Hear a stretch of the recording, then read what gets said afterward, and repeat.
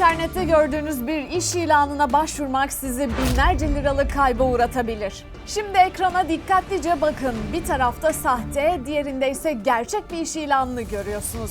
Bu ilanlardan biri size para kazandıracak, diğeri para kaybettirecek. Hangi ilanın sahte olduğunu ilk bakışta anlayabildiniz mi?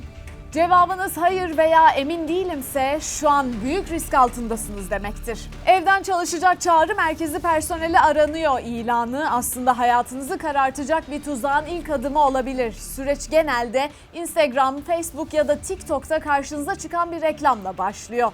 İlanlar ayırt edilemeyecek kadar çok profesyonel görünüyor. Hatta bazıları o kadar ileri gidiyor ki kurumsal firmaların logolarını kopyalayıp sahte siteler kuruyorlar.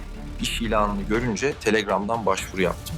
10 farklı EFT ile toplamda 50-60 bin lira para gönderdim. Kayıp fon riski diye para istediler, bir kez daha para yolladım. Paranı geri yatıracağız dediler ama para gelmedi.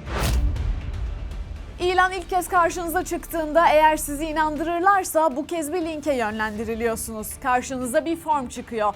Ad, soyad, telefon, doğum tarihi. Klasik iş başvuru formu doldurduğunuzu düşünüyorsunuz. Amaç size kurumsal bir sürece girdiniz havası vermek. Formu doldurup gönder tuşuna bastınız. Dolandırıcılar da planlarının ikinci aşamasına geçti. Başvurudan kısa süre sonra telefonunuz çalıyor. Merhaba, sizi İnsan Kaynakları Departmanı'ndan arıyorum. İş başvurunuz kabul edildi. Sizi doğrudan ekibe alıyoruz. İşe başlangıç bugün. Bir hesap açmanız gerekiyor.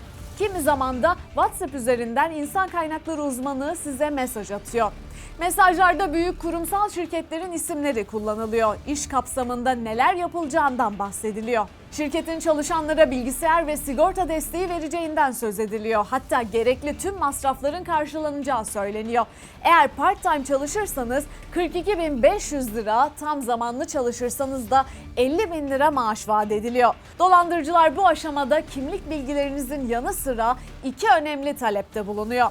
Sizden bir elektronik ödeme kuruluşunda hesap açmanızı talep ediyorlar. Maaşın buraya yatırılacağı söyleniyor ama sonra garip bir istek geliyor. Diyorlar ki size deneme amaçlı 105 TL göndereceğiz. Bunun 100 TL'sini bize geri gönderin. 5 TL sizde kalsın. Bu bir sistem testidir.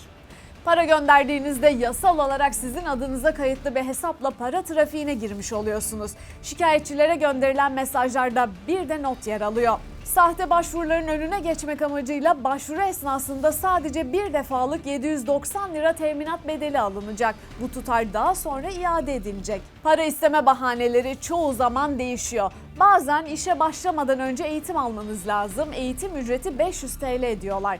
Bazen de size tablet, bilgisayar göndereceğiz, kargo ve sigorta bedeli yatırın diyerek para istiyorlar. Bir siteden iş başvurusu yaptım.